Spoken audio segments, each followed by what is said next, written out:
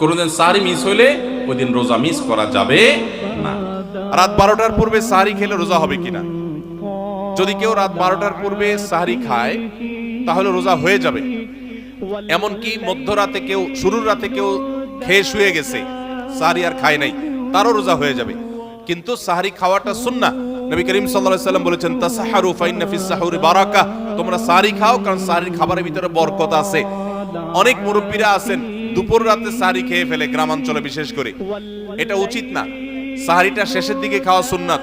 সাহরি খাওয়া শেষ হবে আর ফজরের আজান, এই দুইটার মাঝখানে 50টা আয়াত তেলাওয়াতের মতো সময় থাকবে, এটা হলো সুন্নাহ। অতএব সাহরিটা দেরিতে খাওয়া ভালো। কিন্তু যদি কেউ আগে খেয়ে ফেলে, রাত 12টার আগে খেয়ে ফেলে, রোজা হয়ে যাবে, সুন্নাতের খেলাফ হবে। ভোর রাতে আমরা যখন সাহরি খাইতে উঠি, সাহরি খাওয়ার পর আমাদের মুখে রোজার নিয়ত করা লাগে। এটা আমরা অনেকে এখনো মনে করি, নাওয়াইতু আন আসুমা গাদান, এরপরে কি মিন শাহরি রমাদান। দেখছেন সবার কড়া কড়া মুখস্থ, মাশাআল্লাহ। হ্যাঁ, মাসনুন দোয়ার কথা যদি জিজ্ঞাসা করি তাহলে অনেকেই বলতে পারবেন না। কিন্তু যে দোয়ার কোনো ভিত্তি কোরআন হাদিসে কোথাও নাই, ওইটা সবার মুখস্থ। নকলটা সবার মুখস্থ, আসলটার খবর নাই।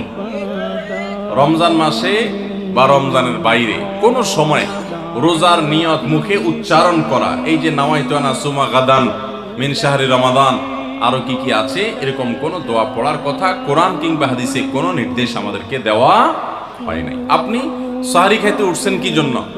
রোজা রাখার জন্য। রমজান রোজা রাখার উদ্দেশ্যে সাহরি খাইতে উঠছেন, বাস এটাই নিয়ত। নিয়ত মানে মনের উদ্দেশ্য। নিয়ত মানে কি? মনের উদ্দেশ্য। অতএব সে উদ্দেশ্য আছে, তাতে নিয়ত হয়ে গেছে। মুখের নিয়ত করাটাকে যারা জরুরি বা আবশ্যক মনে করেন তারা অবশ্যই ভুলের মধ্যে আছেন, এবং এটাকে জরুরি আবশ্যক বানানোর কারণে বেদাত হতে পারে।